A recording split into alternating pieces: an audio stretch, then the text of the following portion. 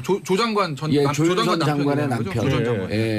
최후 변론이 네. 좀 인상적이었어요. 아니 지켜주지 못해서 미안하다라고 하면서 많이 울었다고. 많이 울었다. 그리고 두 사람이 이제 대학 때부터 친했던 사이였고 그때부터 캠퍼스 커플이 돼서 먼저 이제 박 변호사가 사법시험 붙어서 박성현 변호사가 조윤선 장관 고등학교 시절에 과외 선생님이었어요. 그러니까 그래서 이제 지도를 해줘서 둘 다 법조계 커플이 됐다라고 해서 개인사를 늘어놓는 것까지는 좋았어요. 그래서 뭐 울컥이고 눈물을 보였다고 하는데 저는 뭐 모르겠습니다. 억울하다고 생각할 수도 있지만. 거기서 왜 피해자들에 대한 생각은 얘기를 안 했는지 오히려 저는 그게 좀 10,000명에 달하는 그 배고픈 문화예술이죠. 그리고 제가 뭐 이렇게 얘기하면 너무 냉정하게 들릴지 모르지만 그 두 사람은 뭐 얼마만큼의 형벌이 떨어지건 간에 앞으로 경제적으로 어려움을 겪거나 이럴 일은 없는 분들의 최소한. 근데 그 블랙리스트 때문에 가난한 예술인들은 정말로 생계의 어려움을 겪었거든요. 극단적으로. 그리고 하급 공무원들 같은 경우에는 공직에서 밀려나면 조윤선 장관은 어찌됐든 나와서도 변호사 할 수 있어요.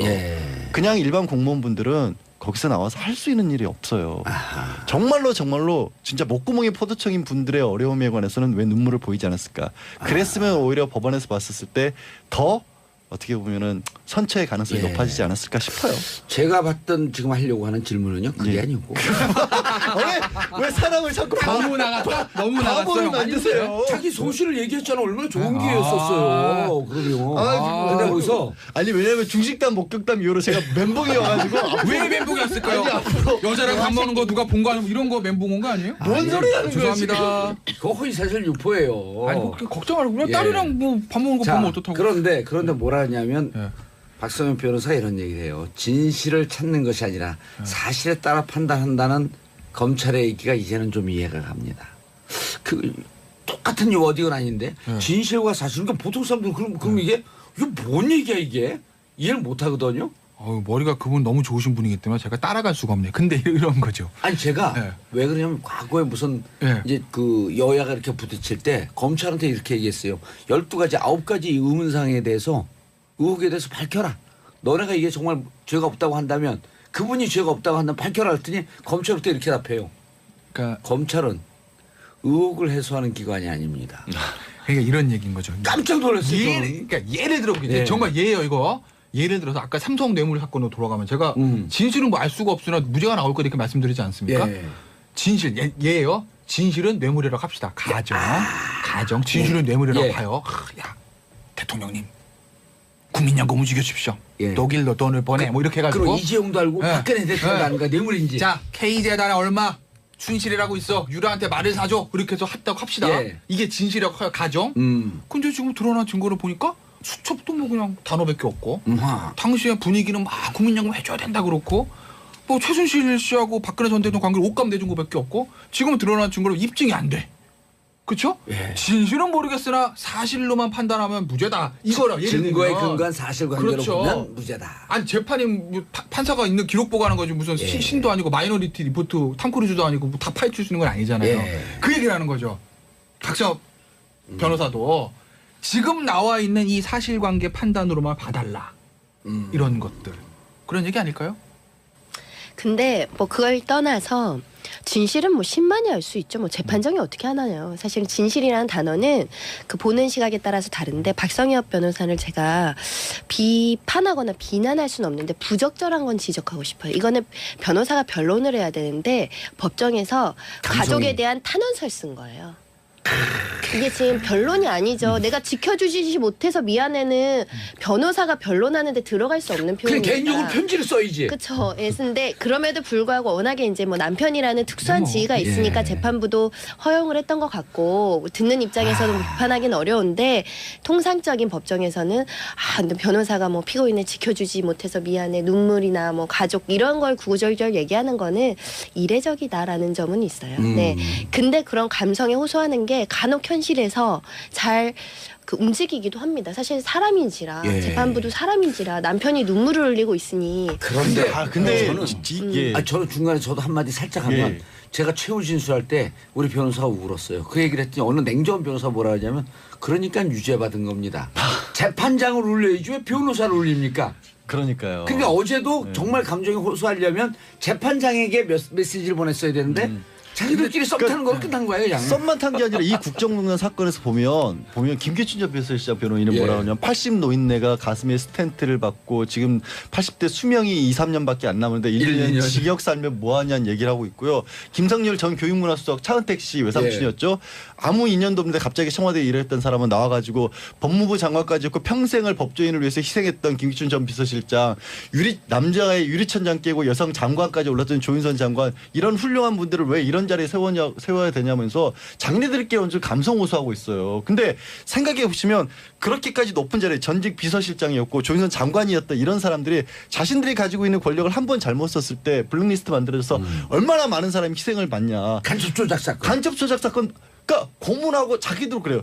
애국이라고 하는 거는 우리도 애국한 거다, 우리 나름대로. 근데 방법론에 있어서 잘못됐다는 거죠. 말씀하신 것처럼 그래, 누군가를, 나라를 지키기 위해서 이 사람들을 간첩으로 봤어. 간첩일 수도 있어. 그러면 고문해가지고 무조건 뭐 때려펴서라도 유죄 판결 받게 한 게 잘한 일이에요. 얼마나 많은 일들을 김기춘 전 비서실장이 나라에 해악을 끼쳤어요. 예. 그 생각은 안 하고 왜 그 사람들을 훌륭한 사람이고 높은 사람인데 이렇게 어렵게 만들어라는 얘기를 법정에서 하고 있으니까 손 변호사가 지적한 것처럼 변호사로서의 변론은 안 맞는다는 거죠.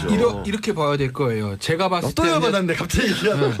최후 머리 많이 진술이 빠지는 것 같아요. 계속 있을 건데 예. 앞으로 이재용 부회장 빼놓고 최순실 씨, 박 전 대통령, 그다음에 줄줄이 나오잖아요. 예. 그 사람들의 모든 최후 변론이 아마 이런 스타일로 갈 거예요. 저는 그렇게 봐요. 왜? Why? 솔직히 말씀드려가지고 판사 안 해봐서 모르는데 변호인의 최후 진술이나 검찰에 구형할 때 진술을 주의 깊게 집중해서 듣고 있는 재판자가 몇만 될 것 예, 같아요? 예. 안 듣습니다. 왜? 처음 낸 얘기가 아니에요. 재판과 다 있었던 얘기고 기본적으로 마지막 뭐 논고문이라든지 변론 요지 다 제출하기 때문에 서면 다 있어요. 근데 그걸 뭐 1시간 30분 집중해서 듣고 있겠어요. 변호사들 그걸 모를까요? 알아요. 이거 얘기한다고 해서 판결이 바뀌지 않을 거란 아는데 하는 건 언론에 대고 대프레스용으로 하는 거죠. 왜? 국정농단 사건의 이 피고인들이나 변호인들은 기본적으로 이것이 정치적인 성격이고 탄압받고 있다고 생각을 하고 있기 때문에 그래서 우리도 우리 지지층이나 언론을 상대로 감정에 호소하는 걸 하겠다는 거죠. 예. 그런데 박성엽 변호사는 거기다 플러스 어쨌든 남편이니까 아하. 부인과 남편 이런 관계를 좀 덧붙인 건데 어쨌든 다른 사람들도 계속 이렇게 갈 거고 이경재 변호사나 유영하 변호사의 최후 진술도 최후 변로도 법 재판부를 향한 것보다 언론을 향한 최후 변론이 나올 가능성이 높아요. 삼성 재판은 네. 일단 8월 27일까지는 끌고 갈 거 아니에요. 8월 27일까지는 끌고 갔고 제가 봤을 때는 저번에 말씀드린 보석 일단 석방하고 그 다음에 더 심리한 다음에 저기 박통 재판이랑 박근혜 대통령 박 전 대통령 아니 전자 빼면 또 혼나니까 예, 박 전 대통령 10월 17일까지 구속 예. 기간이니까 그때까지 그때 결론이 날 맞출 것이다. 거고. 어떻게 될까요?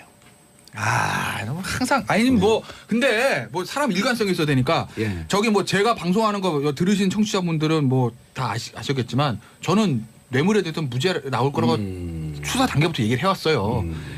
무죄 나올 거예요. 저는 유죄를 입증하기가 쉽지 않다. 쉽지 않아요. 그러니까 진실이 뭔지 전 몰라요. 예. 제가 어떻게 합니까? 신도 아니고 내가 무슨 뭐 삼성 사장도 아니고 모릅니다. 전 몰라요. 저 어떻게 알겠어요? 진실은 모르겠으나 법리적으로 봤을 때 지금 그동안 특검의 수사 결과 발표, 변호인들의 진술들, 또 휴민트의 취재 결과 이런 것들을 종합을 해보면 1심은 모르겠으나 최종적으로는 저는 무죄가 나올 거라고 봐요. 예. 이재용 부회장은. 그러니까 박 전 대통령 아마 직권남용 쪽으로 갈 거예요. 직권남용까지 무죄는 안 나올 거예요. 그러니까 갈 건데 근데 재미있는 것들, 이 국민 감정에 막 불타올 수도 있잖아요. 예. 제가 지난주인가 지지난주에 보수 정치권에 계신 인사들하고 또 저녁을 먹었습니다. 예. 먹었어요. 근데 친박은 아닙니다. 얼마짜리 먹었어요? 제가 안 내가지고. 아니 제가 안 내도 그건 네. 김영란법 걸려요. 3만 원 넘어가. 저 얼마짜리 언론인 먹었어요? 아닌데 저는. 아니에요. 네. 추적하면 다 걸려요. 근데 뭐 맛있는 거 방송인 먹었어요. 아니에요. 먹었는데 얼마짜리예요? 29,000원. 29,999원. 예. 근데 거기서 이제 제 얘기가 나온 예. 거예요. 제가 어떻게 될 것 같냐고 저보고. 거기 이제 그 자리에 제가 유일한 변호사였으니까 무죄 나올 것 같은데요? 그랬더니 어허. 반응이 큰일 났네. 왜요? 그게 무죄 나오면 좋잖아요. 그러니까 물론 일부의 인사들이 얘기할 수 있는데 그렇게 생각할 것 같죠. 야, 박 전 대통령이 뇌물 무죄 나오기를 온 보수 정치인들이 기다릴 것 같죠. 그게 아니라는 거죠. 완전히 정치공학적으로 생각을 해보면 박 전 대통령이 뇌물이 무죄가 됐어요. 예. 그러면 또 국민들의 감정 불타올 수도 있잖아요. 지금 봉서 댓글에도 막 또 제2의 촛불 얘기 나오는데 오호. 그러면 모든 화살을 또 뭔가 재건해 보려고 보수 세력이 또 받을 수밖에 없다라는 거예요. 그러니까 이번 기회 완전히 박 전 대통령이라는 과거와 단절을 하고 우리는 새롭게 태어나야 되는데 예. 그리고 싹을 자르고 태어나야 되는데 거기 또 무죄가 나오면 예. 또 발명에 붙잡혀서 그냥 또 끌려 들어간다. 예. 그러니까 큰일 났네 이런 반응들 나오더라고요. 참 야박하다. 근데 그 김태현 변호사 전화 위치 추적했고 어느 음식점인지 찾아서 그 3명이 누군지 찾아야겠다. 3명이라고 했어요? 3명. 예, 3명이라 그랬어요. 3명이었네? 예, 전화 위치 추적하면 음식점 어디 있는지 나오거든요. 그러신데요? 자, 양 변호사님 어떻게 보세요? 어떤 걸요? 뇌물죄 부분요? 뇌물죄. 아니 객관적으로 변호사분들께서 보여주셔야지. 네. 판단해 주셔야지. 보는 사람들이 나는 그분이 유죄하고 싶어? 이건 그냥 자기 원하는 사항이거든요. 근데 원하는 사항이 예. 반영이 될 수밖에 없더라고요. 저는 아직까지는 그래요? 유죄 쪽으로 가요. 왜냐하면 선 변호사도 얘기했지만 이 여러 가지 다른 국민연금이 증거들도 동원했던 부분도 있고 직권남용만 가지고 강요라고 받기에는 줬던 것들이 너무 많거든요. 받은 것도 너무 많고 그리고 아니 어떤 사람이 진짜 미쳤지만 현금을 그렇게 많이 쏩니까? 극단적으로 아무리 삼성이 돈이 많다 그래도 기업이잖아요. 기업은 영리를 목적으로 하는 곳이잖아요. 예. 그 기본적으로 영리가 있었으니까 썼을 거 아니에요. 예. 그렇게 저는 보고 있어요 아직도. 그리고 아직 멀었다. 그리고 재판부도 분명히 얘기를 했어요. 그날 그 자리에서 그런 식의 대화가 있었다는 정도의 증거로는 쓸 수가 있다. 예. 이것만 가지고 아까 김 변호사가 얘기한 것처럼 엘리어트란 말이 있으면 그것만 가지고 판결문에 엘리어트 때문에 합병을 도와주라고 했다라는 걸 쓸 수는 없지만 엘리어트 얘기를 했다는 건 나온 거 아니에요. 그럼 엘리어트 얘기를 하면서 무슨 얘기를 할 수가 있겠어요. 다른 얘기. 엘리어트가 뭐 엘리트예요? 아니잖아요. 그 삼성이 지금 엘리어트의 공격을 받을 수 있는 상황이다라는 거를 당연히 인정할 수밖에 없다라는 거 아니에요. 예. 그런 입장입니다. 하나를 제가 한 2개를만 3가지만 더 붙여드리면 뭐 제가 틀릴 수도 있는데 예. 제가 자꾸 이제 무죄 나올 것 같다는 얘기하는 부분이 아까 이제 부정한 청탁 그 수첩만 있지 두 사람의 대화를 본 적이 없다는 거 하나. 예. 그다음에 대가 관계에 있어서 당시의 모든 시장 분위기들이 야 국민연금 이거 삼성 국민연금 지금 찬성해야 되는 거 아니야? 뭐 주진영 당시 하나투자증권 사장 빼놓고 예. 대부분의 언론들과 기관 투자자들이 야 이건 무조건 찬성해야 되는 거야라는 분위기가 있었다는 거. 예, 보수 언론 쪽에서. 근데 이제 기관 투자가들이랑 좀 많이 그랬어요 사실은. 예. 그런 건 있었다는 건 맞는 얘기고. 그리고 독일로 보낸 그 부분에 대해서 제가 지난번에 한번 말씀드렸는데 최순실과 박근혜 전 대통령 공모 관계를 입증하기 너무 작아요. 옷값을 내줬으니까 70억 받은 게 전부 다 박 전 대통령이 받은 것으로 볼 거야. 라는 논리가 너무 궁색하다는 거죠. 그래서 변호인들 입장에서 보면 치고 들어갈 게 너무 많아요. 예. 그러니까 특검이 어려워지는 거죠. 그런데 그런 와중에 구속영장이 발부됐다는 점. 구속영장. 법원에서 예.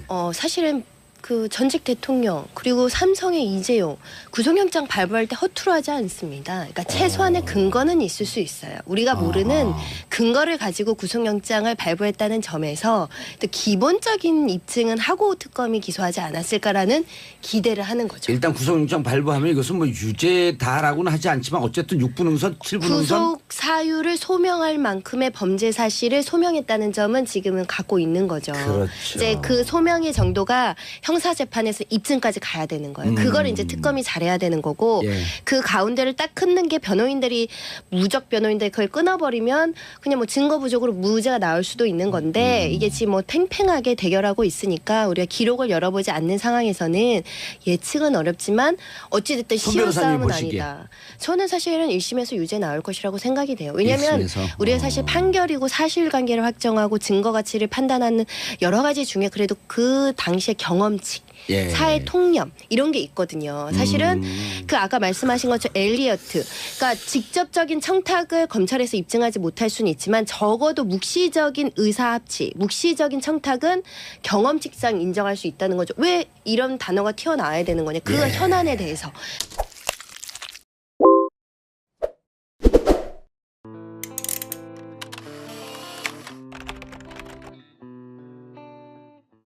조 장관 전 예, 조 조윤선 장관의 남편이라는 거죠? 남편. 조 전 장관. 예. 최후 변론이 네. 좀 인상적이었어요.